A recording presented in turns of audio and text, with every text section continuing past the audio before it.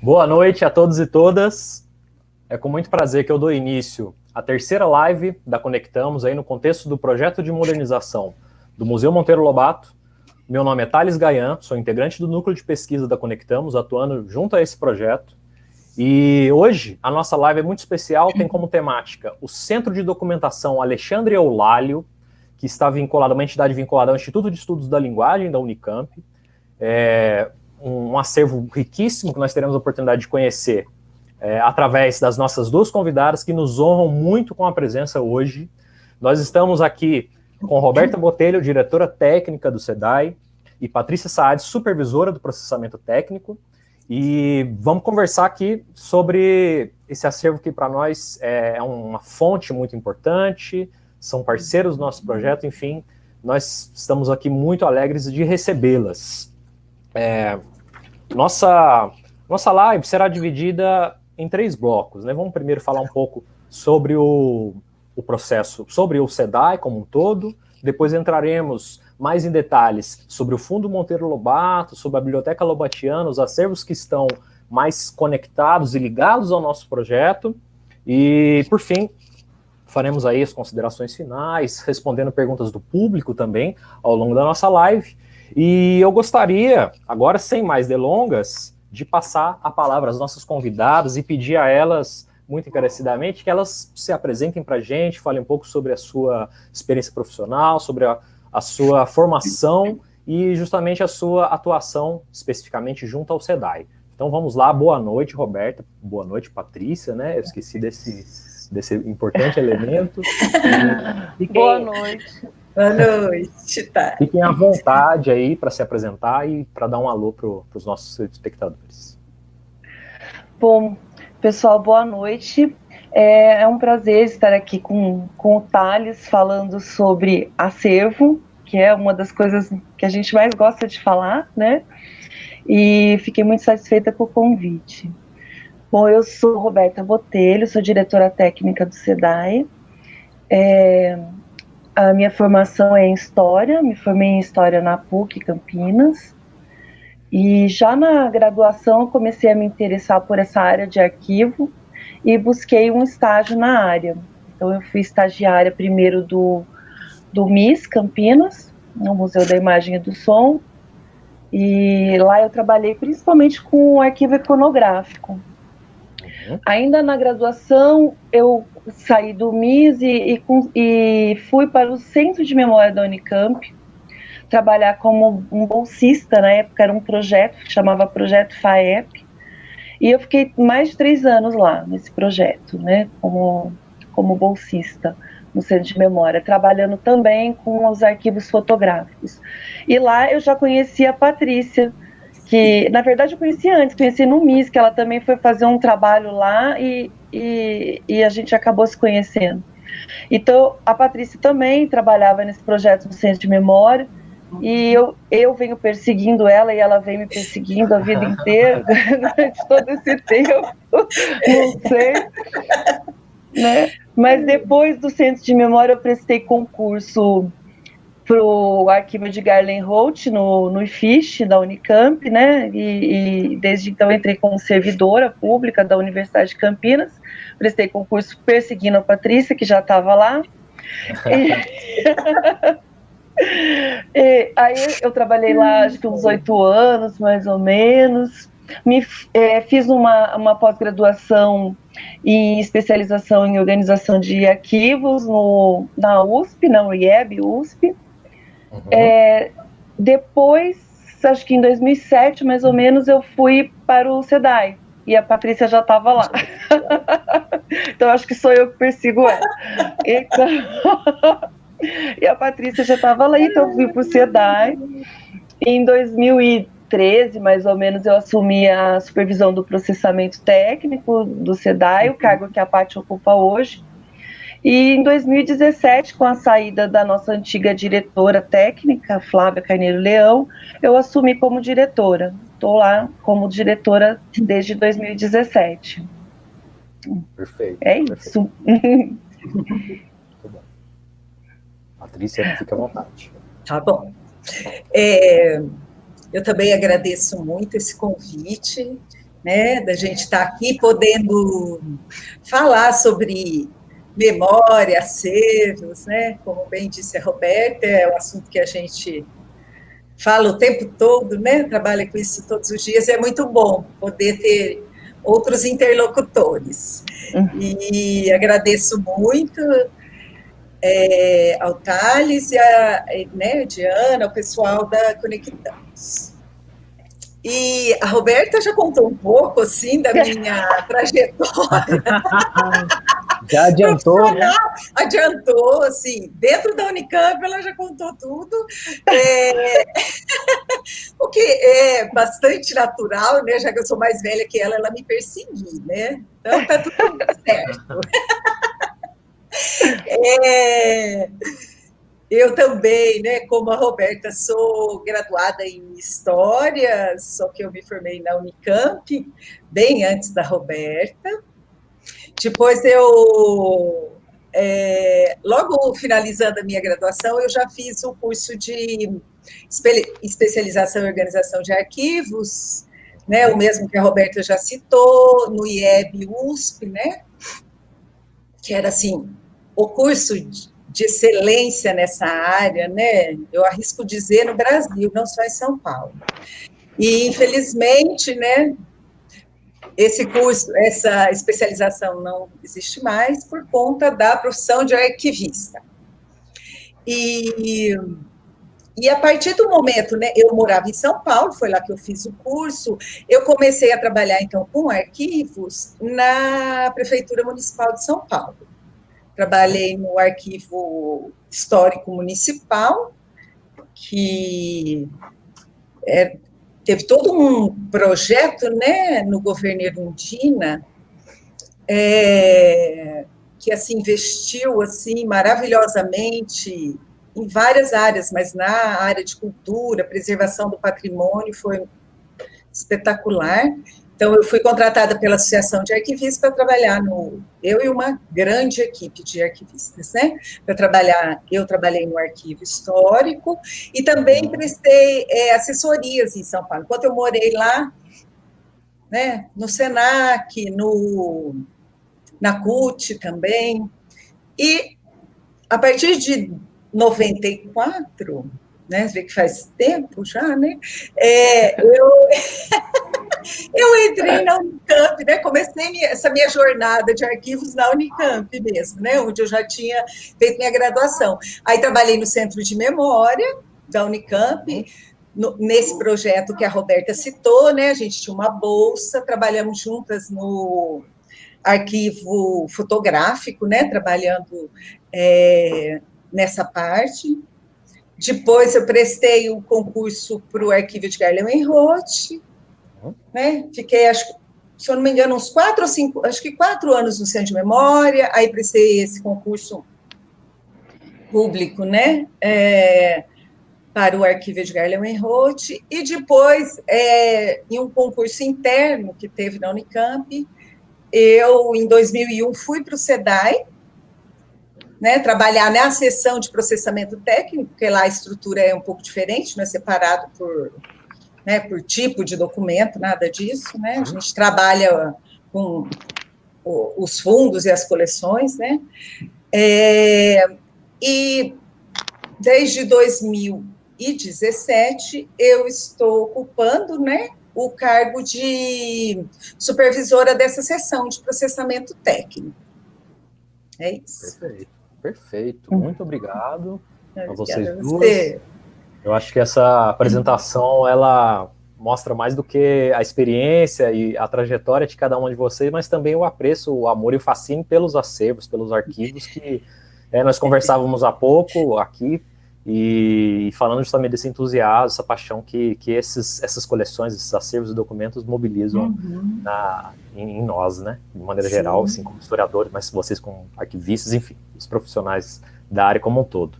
Bem, apresentadas as nossas convidadas, então, vamos partir para o nosso primeiro bloco. Eu peço que as nossas convidadas falem aí de maneira mais geral para a gente sobre o SEDAI, então, do ponto de vista do seu histórico, da organização dos seus acervos, de tipologias que estejam ali presentes, formação das coleções, mecanismos de comunicação, por exemplo, que são empregados pelo centro, desafios na sua gestão e alguns destaques, ou eventualmente algo que vocês gostariam de comentar ou destacar da sua fala, para que nós possamos ter um panorama, então, dessa instituição, para depois enfocar um pouquinho no tema mais sensível aqui, a nossa conversa. E também, no finzinho, ao fim dessas falas, nós poderemos aí começar a responder também uma primeira pergunta do público, né? Nós vamos fazendo isso de maneira alternada, então,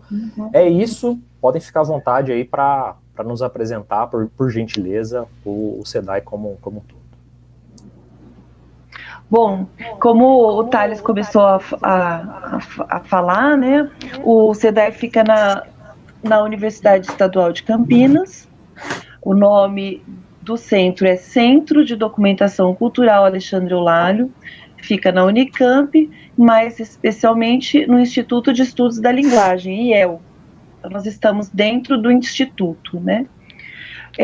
O SEDAI, ele foi criado em 1984. Ele foi criado como um lugar que pudesse reunir a documentação e o resultado das pesquisas dos docentes do IEL, né? Então era quase que um laboratório, praticamente um laboratório do Instituto, né?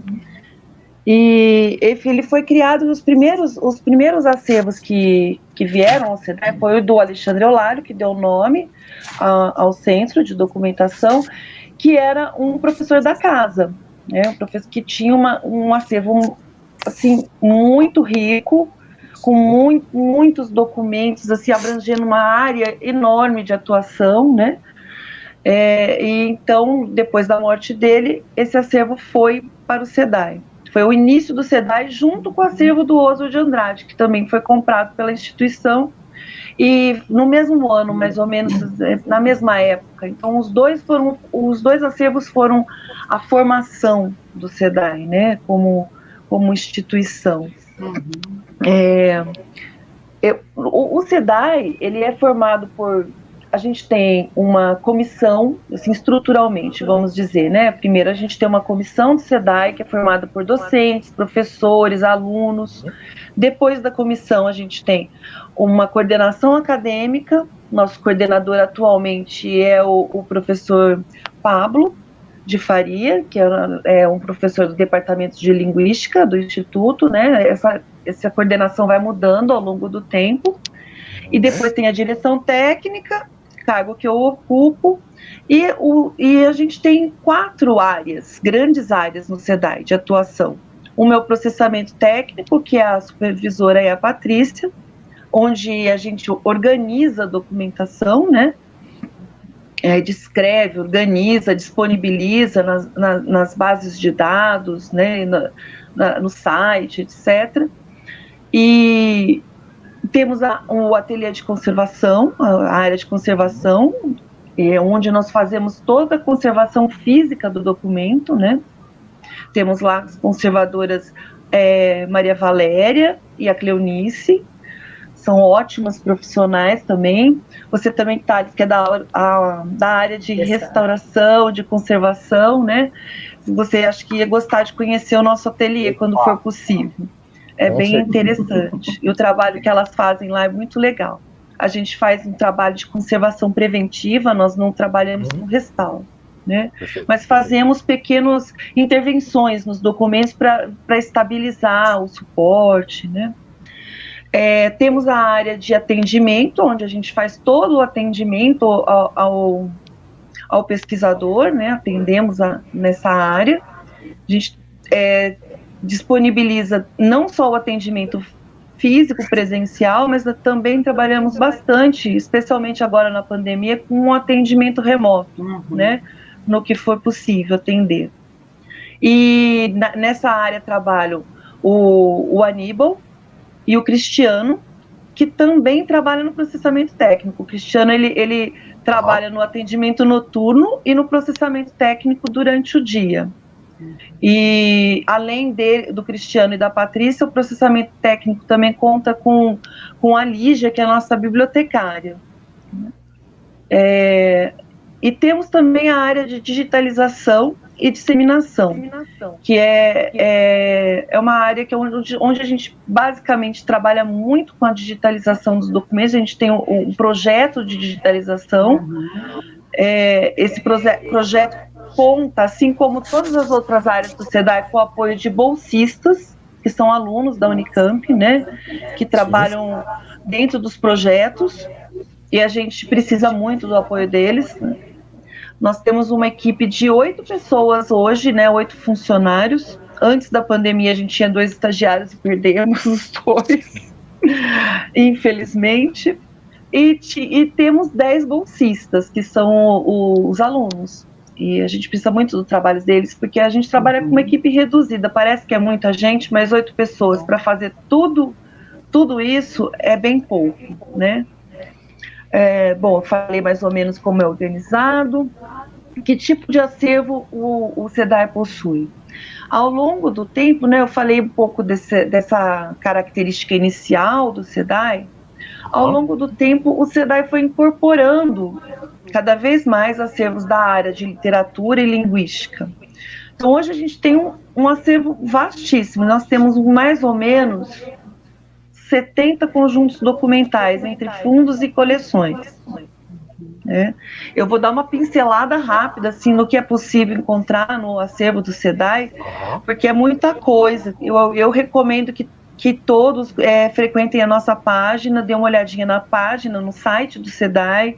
Lá tem o guia do acervo, vai estar tudo explicadinho, praticamente todos os nossos acervos estão lá. Tem alguns que ainda não estão, porque foram recém-incorporados, mas a maior parte estão lá. E aí vocês podem ter uma noção mais abrangente do nosso acervo, tá? Bom, além do fundo Monteiro Lobato, nós temos, assim, muitos fundos pessoais, né, arquivos pessoais de escritores, especialmente. Posso citar o fundo da Hilda Hilst, que se destaca, o Oswald de Andrade, que eu já falei um pouquinho, o Guilherme de Almeida, também está lá no SEDAI, Bernardo Ellis, Paty, me ajuda aí, tem tantos que a gente, na hora de falar... Chega na hora, a gente até esquece alguns, né? Temos muitos, o Flávio de Carvalho, que então a gente está trabalhando na organização agora, né? E nós temos muitas coleções também, além desses acervos, desses fundos pessoais, a gente tem muitas coleções. Eu posso destacar as coleções da área de linguística, né, a coleção Aquisição da Linguagem, que conta com um corpus de linguística assim, maravilhoso, um dos maiores corpos da aquisição que no Brasil, né? E o que é a aquisição da linguagem? Esse projeto foi um projeto bem interessante, que foi feito lá na década de 70 por professoras mesmo do Instituto, que tinha um grande projeto, guarda-chuva, né? Em que elas resolveram fazer os filhos delas de cobaias, vamos dizer assim. Na verdade, elas começaram a gravar o processo da aquisição da linguagem mesmo, né? De como a criança aprende a falar. E é um processo que dura um certo tempo, né? E ele é um corpus de pesquisa bastante completo, porque justamente documenta desde o comecinho, essa criança pequena ainda, até ela já ter um controle do vocabulário maior. Então, é um excelente arquivo para pesquisa. Nós temos os arquivos sonoros, né, desse projeto, e eles estão já todos digitalizados, disponíveis para consulta, né? Vou falar um pouquinho depois de quais são as nossas formas de acesso, e também algumas transcrições. Fora essa coleção, nós temos outras coleções também de áudios muito interessantes. Destaco o NURC, que é outro projeto, que é a Norma Urbana Culta do Português Falado no Brasil. Então, foi um projeto feito também no Brasil inteiro. E nós temos o corpus todo de São Paulo e mais uma amostra dos outros estados. Temos uma coleção maravilhosa de literatura de cordel, né, uma das maiores do Brasil, assim, muito bonita mesmo, muito boa, completíssima, também já está totalmente catalogada. Enfim, nós temos um grande acervo na área de linguística e literatura. Eu queria destacar um pouco os acervos, depois a Patrícia pode falar um pouco mais, que tem relação com o próprio Lobato, com o Fundo Monteiro Lobato, né? Excelente. Além do Fundo Monteiro Lobato, nós temos no SEDAI uma coleção que chama Biblioteca Lobatiana, que é uma coleção formada especialmente por livros, né, por publicações. E essa coleção é bem interessante. Uma aluna da professora Marisa Bajolo, a Silza, na época tinha um projeto, pesquisava Lobato, e ela encontrou num sebo um grande volume de obras raras do Lobato, sobre Lobato, edições da editora do Lobato, enfim, relacionada ao universo Lobato. E ela comprou, assim, baratíssimo essa coleção e foi, ao longo do tempo, incorporando mais títulos, né, ao longo da pesquisa dela, e ao final ela doou essa coleção para o SEDAI. E ela é uma pesquisadora muito generosa. Ela não ficou não só contente em doar essa primeira remessa, né, que já era muito importante, ela doou mais 2 remessas, né, uma agora o ano passado. Né, bem bacana. A gente tem uma coleção bem extensa, com muitas primeiras edições, muitas obras traduzidas, e também bibliografia sobre Lobato, né, nessa coleção. Uma outra coisa que eu posso destacar é o Fundo Charlie Frank. O Charlie Frank foi um engenheiro de petróleo, né, que trabalhou nas empresas de petróleo junto com Lobato. Então, assim, tem uma vasta correspondência dele com Lobato, é o que se destaca no fundo, sobre a prospecção de petróleo e todos os problemas gerados em relação a isso. E o que mais que nós destacamos? Temos também, recebemos recentemente faz o quê? Uns 2, 3 anos, né, Paty? Sim. O Fundo Edgar Cavaleiro. Que Edgar Cavaleiro foi um dos biógrafos de Lobato, né? Esse fundo ele ainda não está organizado, a gente só tem uma listagem, mas ele também é disponível para pesquisa. Eu vou falar em tempos normais, porque não tem outro jeito de falar, né? Normais, assim, entre aspas. Porque agora tem o novo normal, mas eu ainda não assimilei esse novo normal. Mas ele é disponível para pesquisa, né? Assim como qualquer outro fundo coleção do nosso acervo, né? Sim. Uma coisa que é importante destacar que o SEDAI é um centro de documentação que está dentro de uma universidade pública, então o acesso é franqueado a todos, não precisa ter vínculo com a universidade, carteirinha, não precisa ser aluno, não precisa ser professor, não precisa ter nada disso, basta ter um documento, né, e chegar lá, preencher um cadastro, né, e esse pesquisador vai ser atendido nas nossas salas de consulta, né, depois da pandemia, e vai seguir as nossas normas de manuseio, de segurança para o acervo, tudo, mas ele vai poder consultar o que ele quiser, tá? Então, assim, eu gosto muito de deixar isso bem claro, que é um acervo público, assim, está disponível para as pessoas consultarem, não precisa ser estudioso, basta querer consultar, né? A gente recebe todo mundo com o maior prazer lá no SEDAI. O que mais que eu tinha que falar, Thales? Eu acho que eu gostaria, se você pudesse, falar um pouquinho sobre os mecanismos, as formas de comunicação e extroversão do acervo e os maiores desafios, que eu acho que são aí inúmeros, né? É um acervo muito grande, né, de um grande porte, de grande complexidade, como a gente já pôde ver, mas eu acho que você poderia comentar um pouco esses dois aspectos. Tá. Eu vou falar um pouquinho antes de falar sobre isso, eu vou só passar por um outro aspecto que eu acabei não tocando, né, que é a missão do SEDAI, né, qual que é a nossa missão, a nossa função. Falei das sessões, das áreas, mas não falei o que é a nossa missão. A missão do SEDAI é basicamente a preservação física, moral e intelectual dos acervos e a comunicação deles. Então, o que significa isso? A gente tem como obrigação proteger, preservar os documentos físicos e não só e os digitalizados, processar essa informação, né, fazer com que ela se torne inteligível para o pesquisador, né?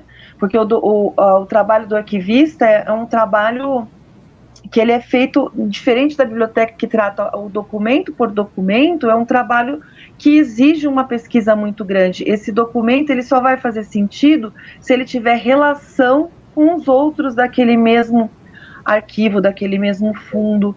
Então é um trabalho grande de pesquisa, de organização, que visa preservar a organicidade desse acervo e a proveniência do acervo, né? E mostrar isso para o pesquisador de uma forma clara, comunicar isso de uma forma clara. Isso que nós fazemos no processamento técnico. E a outra missão é comunicar, né? Que aí entra um pouquinho no que você me perguntou, como que a gente comunica. Nós temos o site do SEDAI, que a gente coloca muito conteúdo lá, o guia do acervo está lá. Nós temos, dentro do site do SEDAI, nós temos o acesso ao Pesquisarc, que é a nossa base de dados atual, que infelizmente está offline, por motivos de segurança da universidade. Mas nós já estamos trabalhando, já faz algum tempo, o SEDAI e outros arquivos da Unicamp, num projeto que chama RedeZap, que vai unir todos esses acervos arquivísticos num portal, com outra base de dados e um repositório digital para esses documentos digitalizados, né? Então a gente já está em fase de testes e previmos que acho que mais ou menos em março do ano que vem ele já esteja parcialmente operante, né, esse sistema. Então tem isso.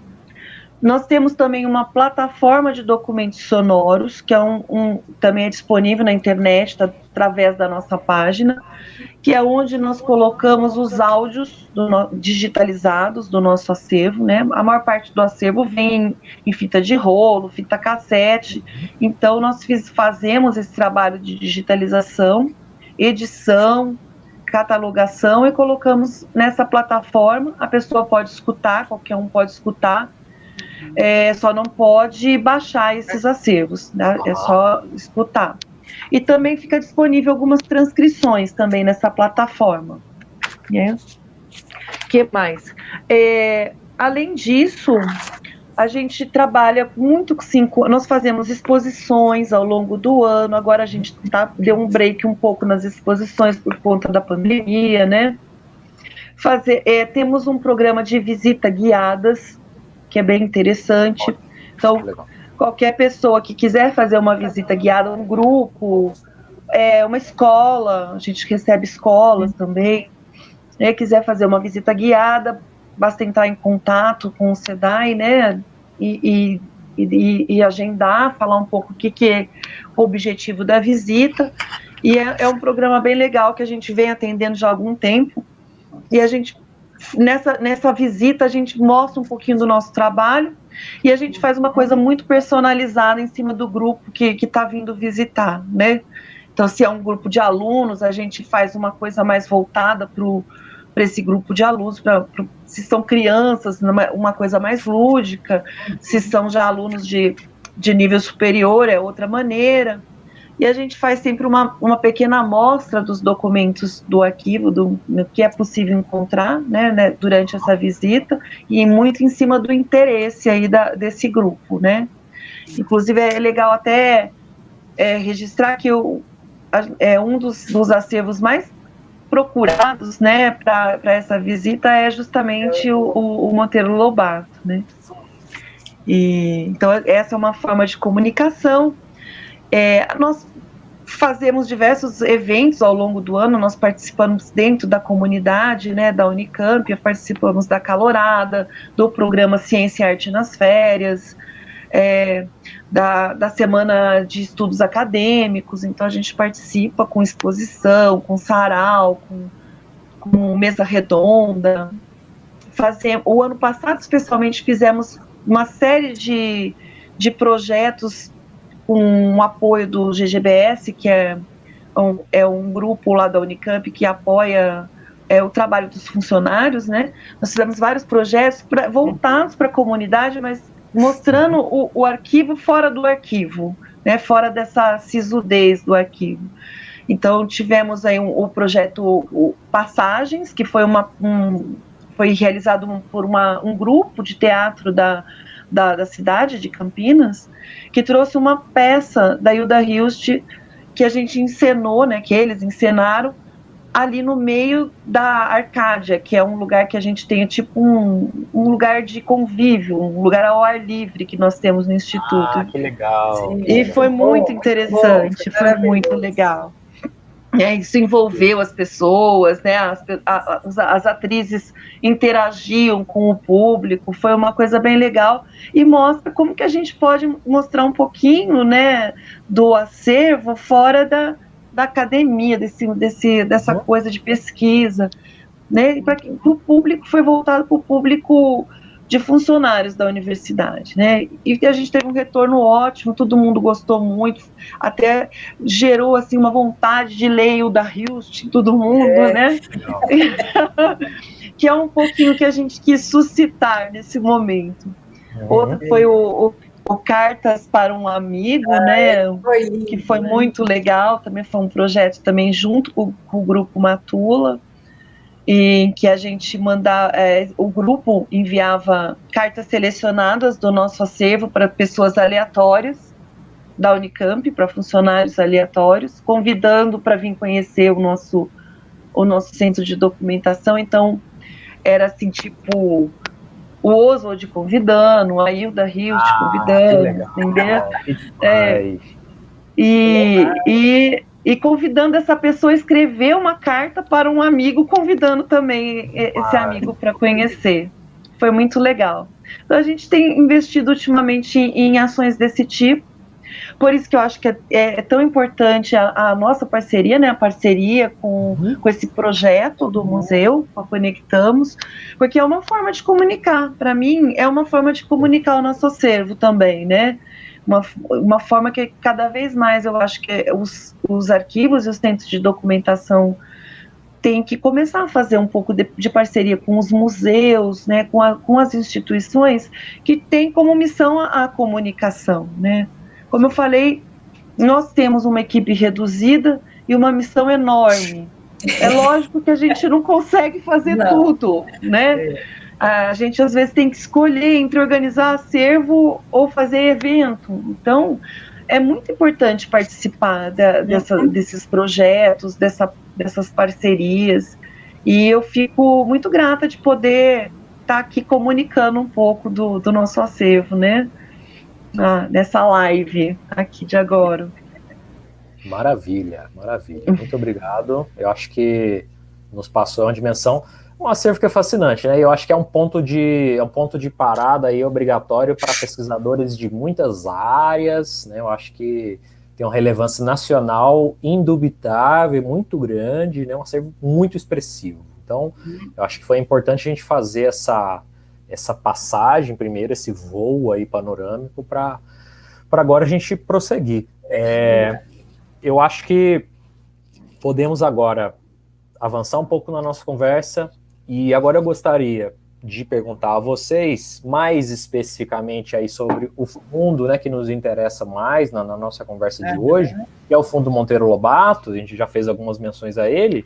Então, falamos da Biblioteca Lobatiana também um pouquinho, vocês já apresentaram para a gente, mas quanto ao Fundo Monteiro Lobato, gostaria que vocês contextualizassem para a gente, então, o que é esse fundo, como ele foi adquirido, de que maneira ele foi organizado, a sua tipologia também. É claro que a gente já falou da tipologia como um todo, os outros acervos, mas poderia às vezes trazer alguns exemplos deste.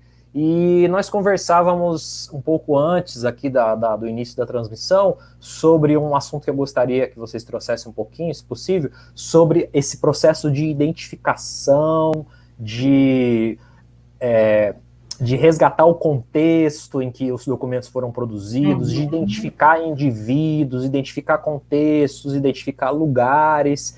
Eu gostaria que vocês falassem um pouco, então, desses aspectos. Então, manda brasa, fiquem à vontade.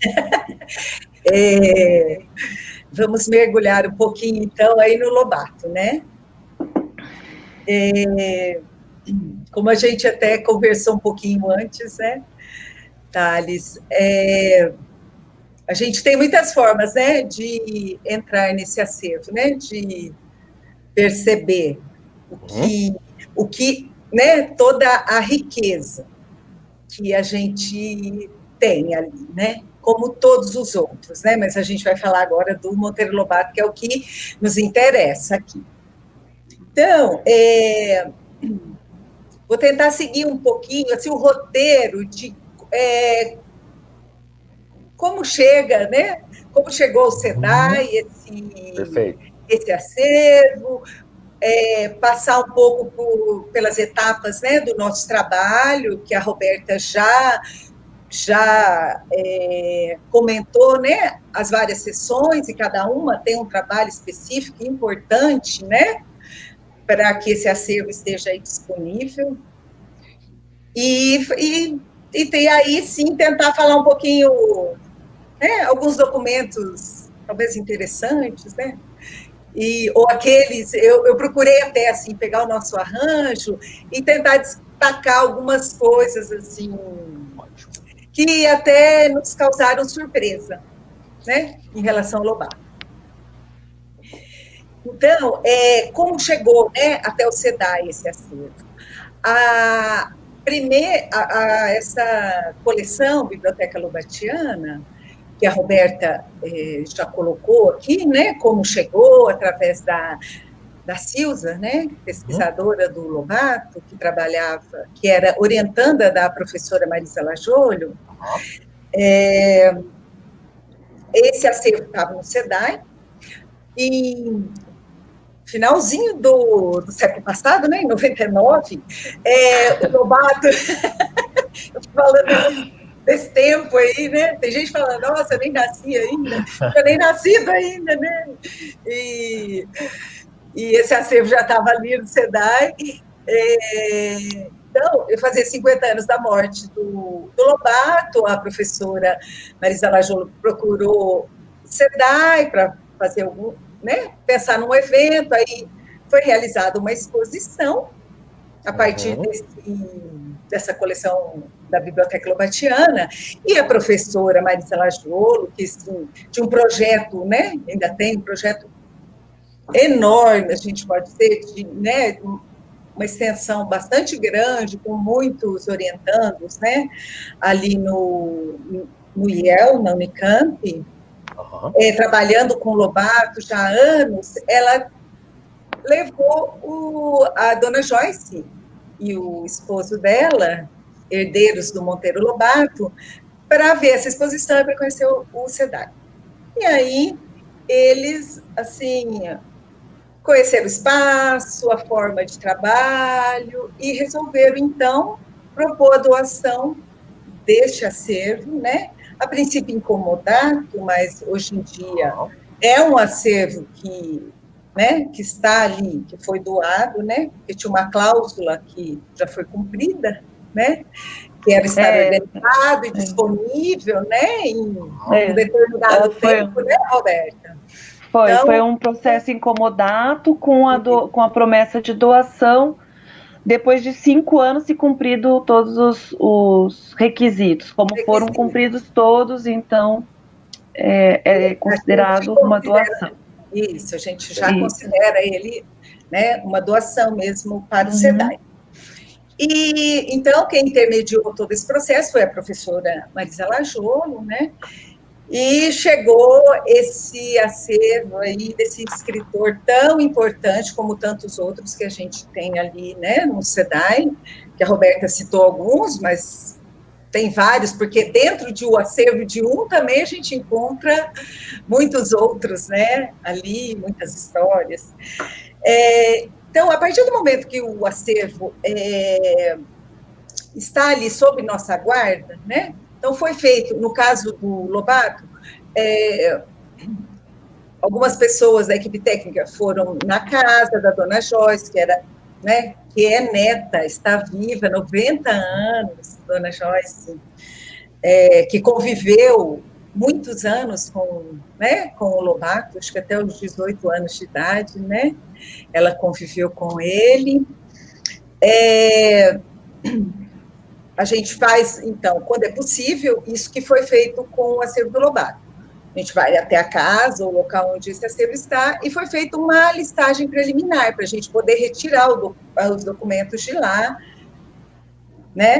Porque não dá para chegar lá, a gente tira e não sabe, né? Então, tem todo um procedimento que é realizado em várias etapas. Então, tem essa de um pré-inventário, vamos dizer, aí nós recebemos todo o acervo, que imediatamente vai para, e no caso do Lobato foi assim mesmo, foi para a seção de conservação, né, para passar pela limpeza, para ser observado se tinha algum inseto, alguma coisa, né, não é minha praia, então você pode até me ajudar, Thales, com os termos mais técnicos, se for o caso.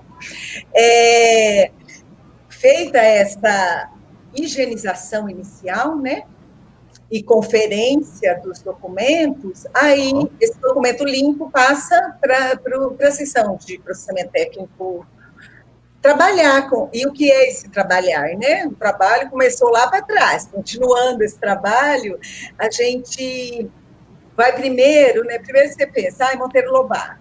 Monteiro Lobato, literatura infantil, né? Minha infância, alguns a adolescência, não sei. Então, a gente espera isso, aquilo, e conhece Lobato, né? O Lobato ligado basicamente à literatura, né? Infantil, infanto-juvenil, um pouco adulto, mas, né? Um grande lance, né? A literatura infanto-juvenil. Aí a nossa surpresa foi enorme, né? Porque Lobato também foi, né, uma pessoa assim de múltiplos interesses.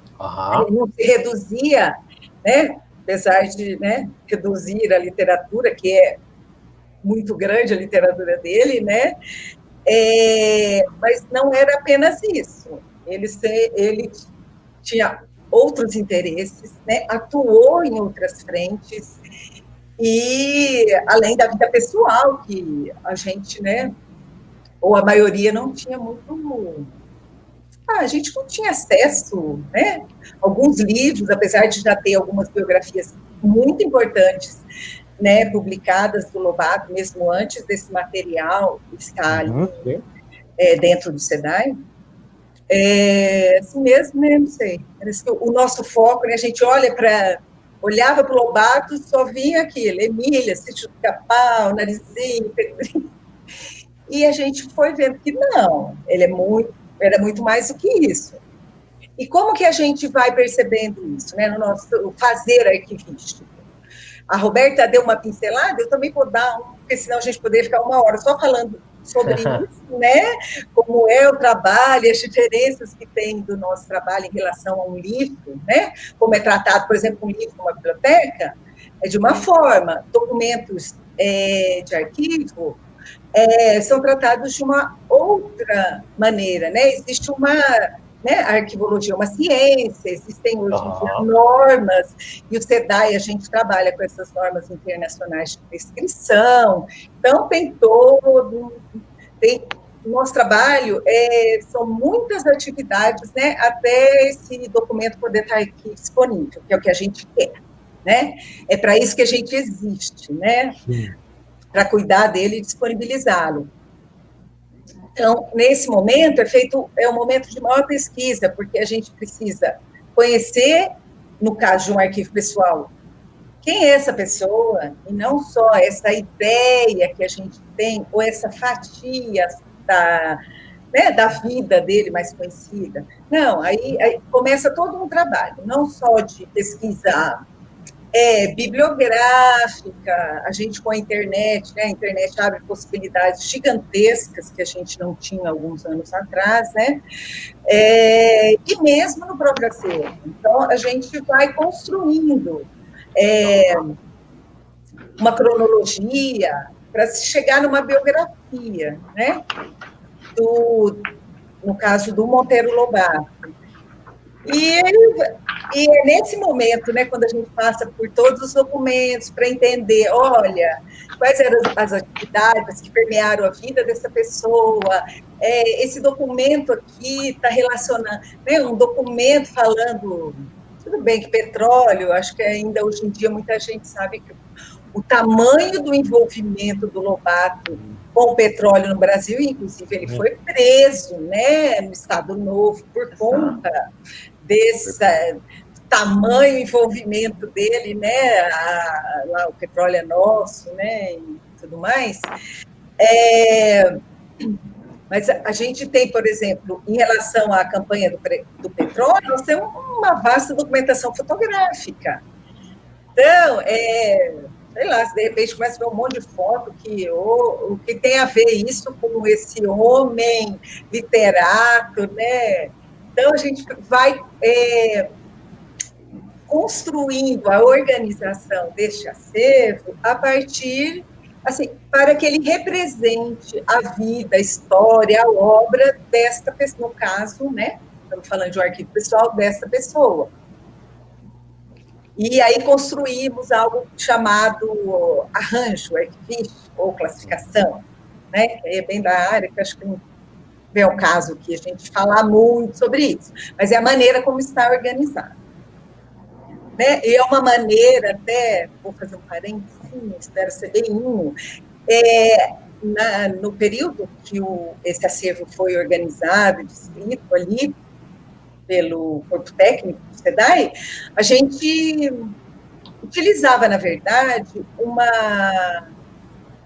um procedimento que é assim, bem consagrado aqui no Brasil, dentro da arquivística, que trabalha ou trabalhava com os arquivos pessoais, um modelo que o CPDOC, lá da Fundação Getúlio Vargas, que é um centro de excelência, né, que é um acervo também importantíssimo, e tem um trabalho, assim, bem grande, né, e muito importante, a maneira como eles trabalhavam. Então, a gente ainda trabalhava nesses moldes. Hoje em dia, como tudo caminha, né, as experiências vão mudando, o nosso acervo é muito especializado em arquivos pessoais, né, temos institucionais, temos coleções, mas tem um peso muito grande os arquivos pessoais.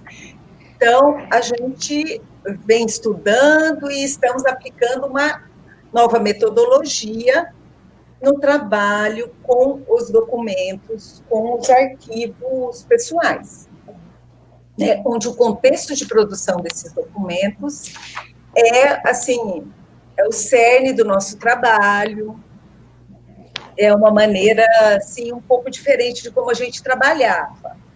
Eu quis fazer só um parênteses, tá? Porque isso também a gente poderia conversar muito sobre as diferenças e por que apostamos nessa nova metodologia desenvolvida pela professora Ana Maria Camargo e a Silvana Goulart, né, que aplicaram essa metodologia lá no Instituto Fernando Henrique Cardoso. Então, foi só um parênteses. Vou voltar um pouquinho agora. Parênteses desse tamanho. Oi. Alô, Patrícia, oi. Eu perdi um pouquinho do final da sua fala. Deu uma cortadinha, mas a Roberta estava ouvindo, você estava acompanhando, Roberta? Tá. Então talvez seja um problema aqui do meu... eu ouvi tudo, tá. Bem, E agora, você me ouve, Thales? Está me ouvindo? Eu acho que eu vou dando continuidade.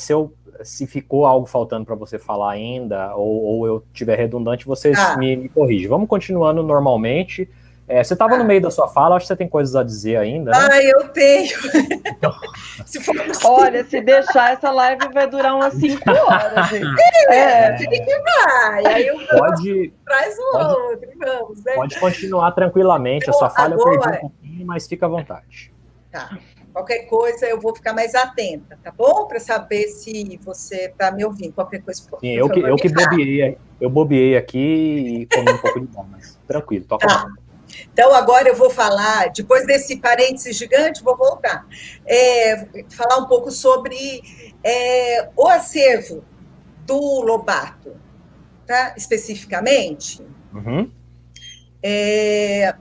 Na verdade, então, eu vou seguir um pouquinho, eu fiz aqui um roteirinho, né, de como a gente organizou.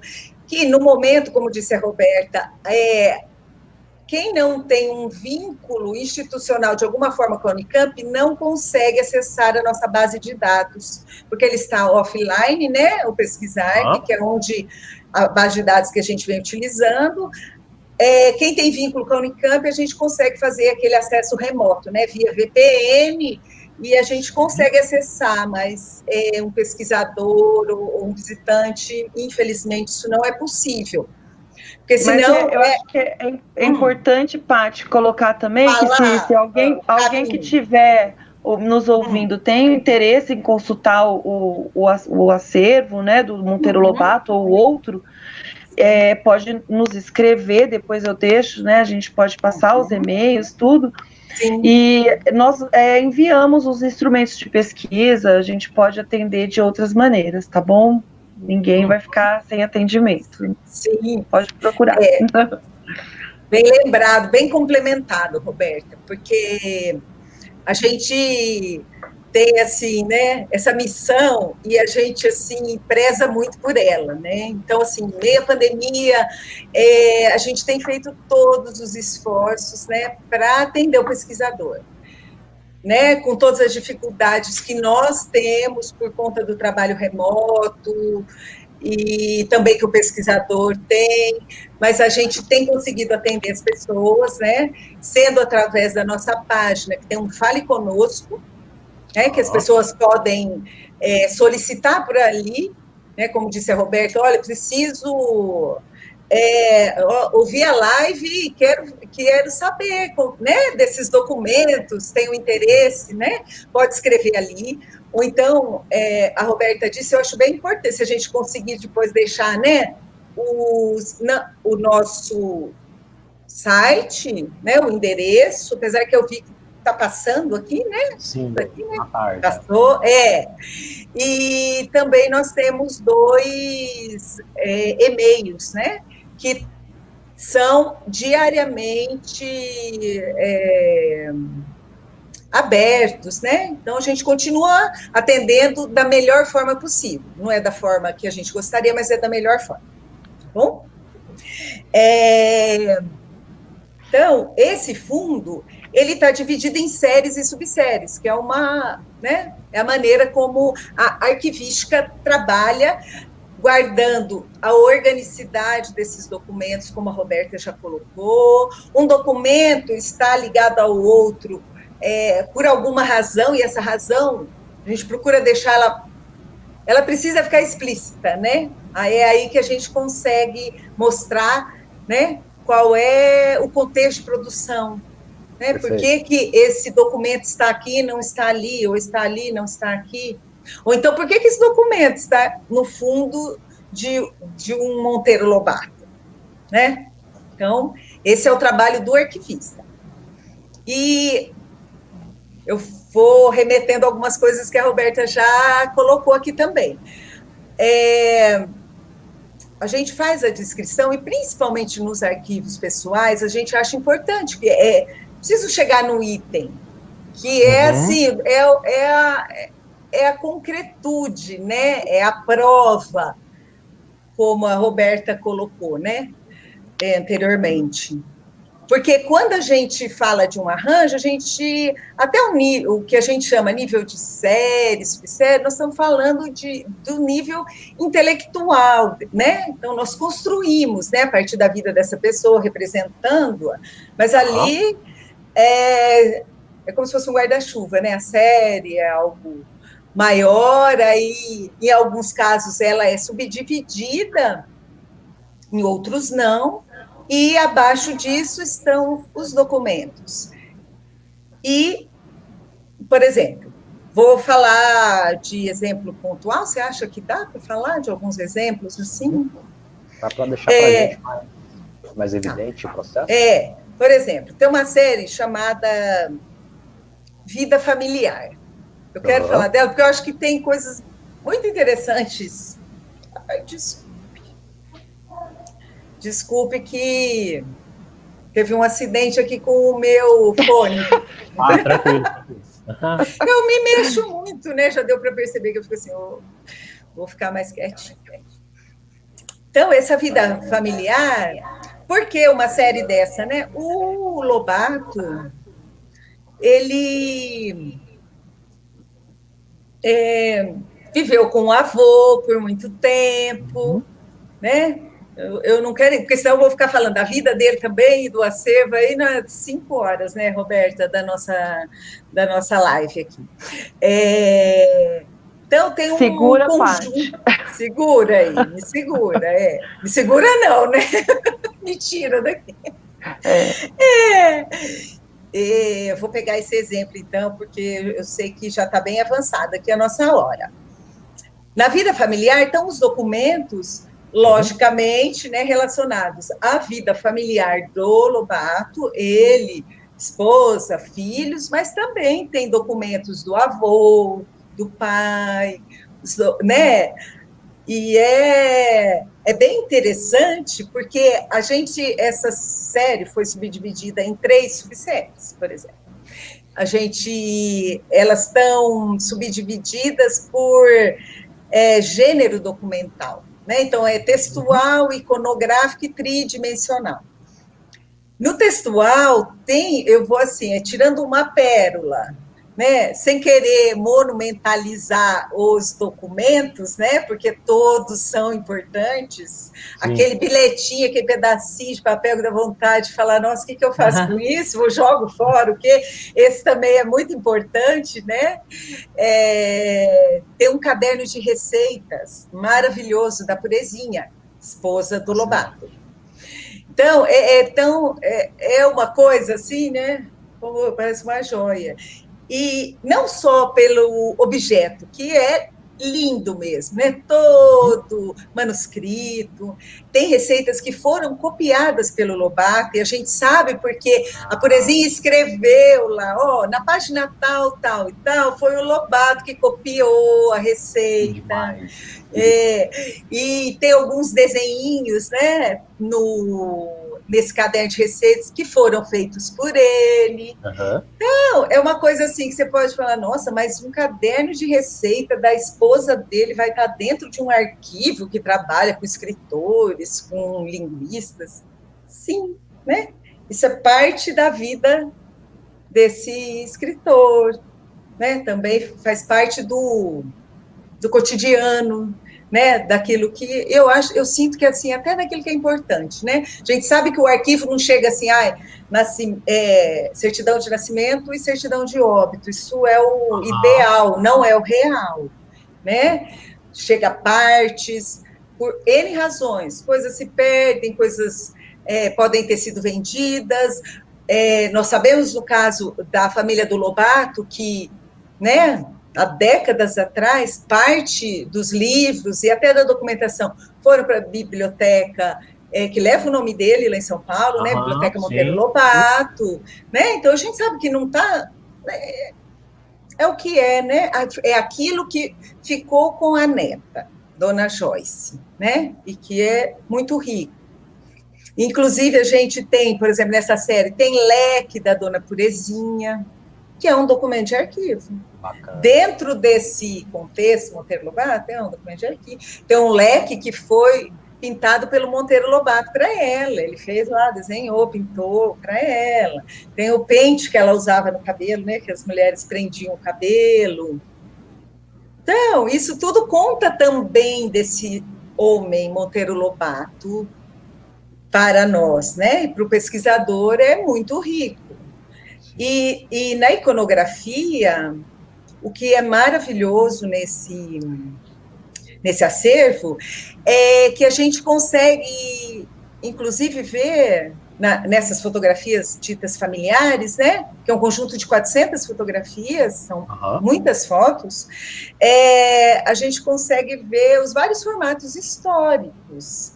Né? Então, a gente tem um daguerreótipo, é o único que o SEDAI tem, veio junto com o fundo do Monteiro Lobato, né? Temos lá carte visite, cabinet, depois temos negativos flexíveis e de vidro. Então, assim, o pesquisador ele pode entrar nesse acervo por várias formas. Porque pelo Monteiro Lobato, como é o caso do museu, lógico, importante, o Lobato que ele fez, né? A documentação que ele acumulou e que ele produziu, mas você, não sei, pode ser um historiador da fotografia, pode ser alguém que trabalha com, né, a materialidade, não é? O pente que era usado lá em 1906 e em 10. Né? Então, temos várias formas de adentrar nesse acervo. E a correspondência é vastíssima, encantadora. Eu até anotei aqui, ela cobre de 1900 a 1947. É um tempo, assim, né? Um recorte temporal bem grande, são quase 500 correspondências que ele recebeu, tem algumas que ele enviou, e aí, né, aquela coisa de fazer a cópia, né? Então, ele tinha, né, a cópia daquela que ele enviou, muitas que ele recebeu, e algumas até de terceiros, e essa documentação, como ele gostava muito de desenhar, também, que isso foi surpreendente para nós que trabalhamos, né, com esse acervo, não sabia que o Lobato, né, tinha esse interesse as artes plásticas. Nós temos no nosso acervo aqui 130, acho que 130 e poucas, não, 196, eu acho, aquarelas e desenhos do Lobato. Muitas dessas 400 fotografias, obviamente, né, uma parte delas, fotos que ele é o autor, e você vê que tem um olhar ali autoral do Lobato, mesmo nos manuscritos, né, que não é a maior parte do nosso acervo. Né? A gente tem muito mais, por exemplo, a parte iconográfica do que a parte, né, da produção literária dele mesmo, né? Que com certeza tem muita coisa dispersa, muita coisa que se perdeu, né? A Roberta colocou que nós recebemos o acervo do Edgar Cavalheiro, que foi um biógrafo importantíssimo do Lobato, que quando o Lobato foi para a Argentina, ficou lá um ano e pouco, 46, 47, ele diz que deixou todos os documentos dele com o Edgar Cavalheiro. Então, nosso sonho era assim, agora vem tudo. Não vem. Não vem, porque não tem mais, entendeu? A casa dele foi alagada, os documentos. Parte ele devolveu para o Lobato, né, quando o Lobato voltou, mas tinha muita coisa com ele. E a gente falou, nossa, será que agora nós vamos ver, né, esses documentos? Então, o trabalho de arquivo tem muito isso, né? A gente tem presenças, mas a gente tem muitas ausências. Muitas ausências. Né? O legal, isso né, é importante, né, Vivi? O legal é que essas lacunas também falam muito, né, no arquivo. Porque quando você vê um acervo assim, na sua totalidade, o que foi preservado, né, o pesquisador pode também se perguntar o porquê aquilo não foi preservado, né? Por que daquela lacuna, Exatamente. Né? A lacuna também fala bastante no acervo, às vezes até mais do que o próprio acervo. Mas, exatamente, né? Roberta, né? A gente até trabalhando com essa nova metodologia aí, né? Que a coisa de contextualizar o documento é o cerne de tudo, né? Esse documento está aqui, qual é o evento, Nossa, a gente vê o como é muito rico, porque as lacunas, elas ficam evidentes e você sabe que elas existem. Porque muitas vezes a gente não sabe que a lacuna existe, por quê? Porque a gente não sabe totalmente, né, aquela cronologia da história da pessoa, nem sempre está claro ali, a partir do arranjo, né? E mesmo no trabalho do arquivista para chegar no arranjo. Agora, quando está claro, nossa, salta aos olhos da gente, né? A gente vê, nossa, por que isso está, por que isso não está, né? Por exemplo, você poderia pensar, nossa, está no Instituto de Estudos da Linguagem, dentro do Centro de Documentação, cujo perfil é justamente, né, literatura, linguística. Nossa, vamos encontrar todas as versões de tudo que o Lobato produziu. Sim, sim. E ele produziu demais, muito, né? Porque ele foi um grande tradutor também, né? Um grande tradutor. A gente tem uma coisa ou outra, né? Lobato tradutor. Temos até. Né? Fez inúmeras adaptações, né? Além da obra, né? Criada mesmo por ele, não que as outras não, né, também são criadas, né, uma adaptação, uma tradução também tem a criação dele, mas, e não, né, na verdade é uma parte, vamos dizer, a gente pode dizer, em termos de quantidade pequena. Muito bom. Acho que é isso. Tem muito mais para dizer, mas já tá bom demais, eu acho. Essa é uma manancial... É uma manancial inesgotável. Quase, E os arquivos pessoais são esse ecossistema, né? Uma coisa extremamente fascinante e diversificado, sobretudo uma figura, um indivíduo complexo aí como o Lobato. Eu gostaria de pedir que vocês respondessem uma pergunta do querido professor Osni Cruz, que é um grande estudioso de Lobato, é um colaborador do projeto também. Que bom! Manda um abraço aí para o professor Osni e agradeço a ele a assistência aí, está com a gente, e o professor Osni está perguntando para a gente se existe no Fundo Monteiro Lobato uma foto da avó materna do Lobato, que é a dona Anacleta Augusta do Amor Divino. Ai, o nome dela é lindo, então. O nome dela. Não temos, que eu me lembre, não temos, mas a gente pode, professor, fazer essa pesquisa, né? E, né? Falei não temos tão assim, né? Rapidamente, né? Acabei de dizer que tem 400 fotografias, né? Dessa vida familiar, né? Que é um volume considerável, né? Eu posso dizer quase com certeza que a gente não tem, mas eventualmente a gente pode fazer essa pesquisa e encaminhar, inclusive por vocês, né, Thales? Se a gente tiver. Exato. Sim, é muito raro, né? Eu imagino. É uma figura que nós ainda não conseguimos uma imagem. Embora o que nós conhecemos relativo à Anacleta, né? Entre os outros documentos, são algumas das cartas que sim, isso que eu ia falar. Carta. Eu tenho quase certeza que a gente tem. É possível. Tenho quase certeza mesmo. Né? Foto, ele eu gostava também não me muito, lembro. Né? Ele gostava muito dessa avó dele, né? Bem, dando continuidade ainda no bloco 2, mas eu gostaria de desviar um pouquinho o nosso percurso para que nós pudéssemos falar um pouco da parceria entre o projeto de modernização do Museu Monteiro Lobato e o SEDAI, que é uma notícia, que é uma das coisas mais gratas daí do momento.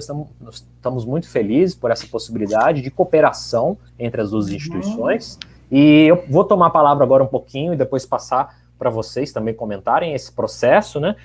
Primeiro eu gostaria de falar um pouco de um conceito com o qual nós operamos dentro desse projeto, que é o conceito de acervo em rede, e que constitui de maneira muito breve, concisa, em agregar, incorporar ao acervo do Museu Monteiro Lobato, e incorporar ele a acervos de outras instituições, né, que não são pertencentes, né? Então o Museu Monteiro Lobato não é o proprietário, ele não tem a custódia desses acervos, mas nós iremos incorporar essas peças de acervos distintos, o SEDAI é um deles, mas temos outros acervos públicos e privados também, incorporar ao acervo do museu de maneira integrada, então funcionando em rede, com uma rede de cooperação entre diversas instituições e contribuindo nesse processo a esse objetivo, um dos objetivos aí do SEDAI, que vocês falaram tão bem, que é justamente o processo de comunicação, o processo de extroversão desse acervo. Então, para nós é uma grata surpresa de ter esse acesso ao Fundo Monteiro Lobato, como a gente pode ver aí de maneira muito evidente, com muita propriedade, que a Patrícia e a Roberta colocaram para a gente, que é justamente um dos acervos mais importantes sobre o escritor existentes, e acredito que o mais importante em uma instituição pública, né? Então, eu gostaria também que vocês comentassem um pouco sobre esse processo aí, na ótica de vocês, da instituição, para a gente explorar um pouco, então, essa parceria aí, que eu acho que vai render muitos frutos e está sendo já de um grande potencial, também ao nosso processo de pesquisa, né? Não só o processo de formação do acervo, sim, mas no objetivo de subsidiar a pesquisa para o projeto de modernização também, né? O acesso à documentação primária, a iconografia, que é riquíssima, enfim, é um subsídio que para nós é precioso. Então, gostaria que vocês comentassem um pouco sobre isso. Thales, eu fiquei muito feliz com a nossa parceria, com o projeto, achei o projeto muito interessante, né? E eu gosto muito de projetos que comunicam os acervos, né? Eu acho que a gente tem que tirar os acervos da academia, assim, num bom sentido, né? Eu acho que é um patrimônio nosso, né? Um patrimônio da humanidade, a nossa memória. E ela não tem por que ficar circunscrita ao mundo acadêmico, ao mundo de pesquisa, enfim, à universidade. Então, todos os projetos que comunicam isso para outros públicos, eu já vejo com bons olhos. Então, eu me encantei muito com isso. É uma oportunidade, porque o museu vai abrir outras frentes, outras pessoas, outros tipos de pessoas para a gente comunicar, né? Especialmente o público infantil também, que é um público muito carente dessa informação, né? De cultura. Eu acho que a gente precisa mostrar isso mesmo para fora. E o museu também tem essa pegada, né, graças ao sítio do Pica-Pau Amarelo, então tem também esse lado mais assim, voltado para os alunos, para as crianças, né? Eu acho que é uma oportunidade de comunicar para esse público. E é isso, assim, como eu já falei, eu acho que cada vez mais os arquivos e centros de documentação têm que buscar parcerias, né? O trabalho, especialmente com os museus, que é uma instituição irmã. O trabalho do museu é diferente do nosso, né? Então ele vai alcançar, vai comunicar de uma forma diferente. O nosso trabalho é um outro tipo de trabalho, não concorre, não compete. A gente tem que parar um pouco de ver as coisas dessa maneira. Museu é assim, arquivo assim, biblioteca é assim. Não. Nós somos as três irmãs, como já dizia Joana Smith, né? Os arquivos e bibliotecas e museus. Então a gente tem que trabalhar juntos mesmo. Vejo com muita alegria essa parceria. Espero que dê frutos e estamos disponíveis. É uma coisa que eu não falei também, Thales, assim, você perguntou, eu acabei não falando, mas tem um pouco a ver, né? Se eu tiver um tempinho, rapidamente para falar, você perguntou quais os principais desafios atuais quanto à gestão do acervo, né? Eu acho que assim, um dos principais desafios é justamente como entrar nesse mundo virtual, né? A gente teve uma rápida virtualização de tudo, do mundo. E o processo arquivístico, às vezes, não acompanha tão rapidamente. É um processo que é baseado em ciência, né? Muita gente acha que é basicamente técnico, mas não, a arquivologia é uma ciência, né? E a minha preocupação, eu acho que é um desafio para todo arquivista, é como a gente entrar nesse mundo digital, sair do analógico, sem perder a característica da ciência, porque isso é importante. Isso é importante. Não basta, por exemplo, preservar, e eu acho importantíssimo preservar os nossos acervos digitalizados, né? Porque no caso de acervos digitalizados, são substitutos digitais, mas também preservar o documento físico. Isso é assim, importantíssimo, fundamental, né? Então a gente não pode perder de vista que não adianta nada ficar digitalizando massivamente os acervos sem fazer um trabalho de conservação e sem fazer um trabalho de organização e de descrição desses acervos. Porque de outra forma nós vamos estar simplesmente disseminando por aí uma massa documental que não tem sentido nenhum, porque não tem posto essa relação que a Patrícia colocou, né, na fala dela de arquivo. Então, não basta só a gente sair por aí digitalizando e disponibilizando coisas, né? Eu acho que é uma ferramenta do futuro, a gente precisa cada vez mais comunicar dessa maneira, mas é preciso entrar nesse mundo digital sem perder aí o pé na ciência, na arquivologia, nos princípios, etc. Acho que é um grande desafio. Me remete um pouco uma coisa que eu deixei passar também na minha fala, que nesse nosso processo do acervo em rede, enfim, que eu mencionei, respeitar também a forma de identificação, de documentação e procedência de cada um desses objetos que nós incorporamos dentro desse contexto de parceria. Então, observando e respeitando todo esse trabalho de processamento de dados, de informações que é feito pela instituição e remetendo a sua procedência, a sua localização física, o seu objeto ali originário, físico, material, que é também tão importante. Exatamente. Eu acho que você trouxe uma questão que é super sensível e atualíssima por causa essa digitalização que está realmente invadindo tudo, né? Tá tomando conta da virtualização de muitos processos, né? Excelente. Excelente. Exatamente.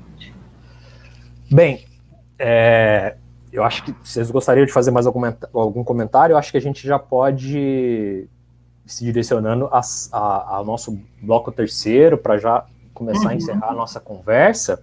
Então, eu gostaria de já encaminhar para vocês, pedir que vocês fizessem aí a sua conclusão, a sua fala conclusiva, as suas considerações finais sobre a conversa, alguma coisa que vocês gostariam de pontuar nesse processo, e na sequência nós vamos aí ainda fazendo nossas finalizações. Então fiquem à vontade aí para fazer as suas falas, que vocês Quer falar um pouco, Paty? Posso falar? Eu que não falo nada, né? Não paro de falar. Eu vou ser muito breve, eu espero. Primeiro, vou agradecer novamente estar participando dessa live. Para a gente muito importante, né, Roberta? A gente tem, assim, colocado todos os nossos esforços nos últimos anos para que a gente saia daquele lugar, e parece que assim, né, não sei, a impressão que dá é que as pessoas pensam em acervo, arquivo, é uma coisinha escondida lá em algum lugar que ninguém tem acesso, ou que é só para alguns, né? E todo esse trabalho aqui do SEDAI tem sido para que a gente coloque cada vez mais, da melhor forma possível, a nossa, né? A gente diz assim, nossa cara para fora, né? Mas aquilo que a gente faz, como está, e mostrando que isso, por ser público, e a gente reafirma sempre isso, né? É um direito de todo cidadão todo mundo tem direito aí até esse centro de documentação, a fazer sua pesquisa, seja pela razão que for, como a Roberta disse no início, né? Desmistificar um pouco o que é isso, o que é, né? Arquivo, não pode entrar, é tudo mofado, é tudo... Não, não é nada mofado lá dentro, é muito mais limpo do que o livro que está na estante da minha casa, com toda certeza. Né? Extremamente então, mais limpo. Mas, nossa, milhares de vezes, melhor conservado, melhor tudo. Né? E convidar mesmo, né? Lógico que neste momento o convite é virtual, né? Entrar no nosso site e a gente tem uma página no Facebook.